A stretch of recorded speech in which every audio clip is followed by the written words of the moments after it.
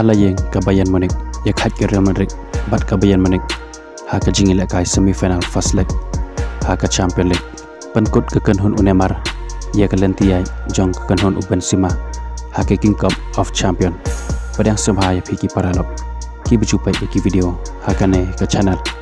dadang dai phiki berang thamai sewa ban subscribe ya ke channel ha ke jingi le kai semi-final first leg ha ke Champions League ke Real Madrid persia ke Bayern Munich ha ke jingi le kai baro artali kitim kilekut ke jingi khai damar la arkol ha ba phai ke jingi le kai ke Real Madrid kalia ban pan khi jar dang ha ke minit ke ba arpesaw lengba Vinicius Junior handai detat ha ke minit ke pesan peulai ke Bayern Munich kalia ban pan phai ke ke kol lengba usane bat ha ke minit ke pesan peunyo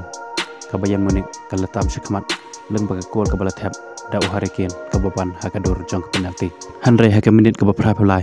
Sajisen Vinicius Junior ulia bang pan khi e kajar ke balong ru ke kol penya khai nek banta ke Real Madrid ke bawan ha ke dur jong ke penalti bat hado bandakut ke jingi lekai baro arteli kitim kilekut da ke jingi khai damar la arkol ha ke jingi lekai bat ke jingi khon second leg jongki kandai ke khandai trik me araja arpasaw ha ke por khat ar live PWM halayeng jong ke Real Madrid ha ke jingi lekai semi final ha ke King Cup of Champion kan hun Neymar kata ke Al Hilal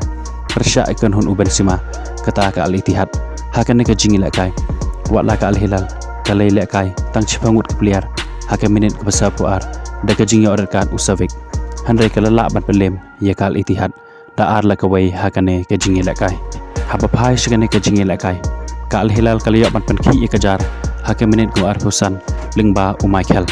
bat ha ke minit ke ban rupanyau Al Ittihad kalia ban pen phai ya ke kol lengba Hamdallah bat dai tat ha ke minit ke bapra phuwei Sajisen ke Al Hilal kalia biang ban tam shikmat lengba ke kol ke bala thap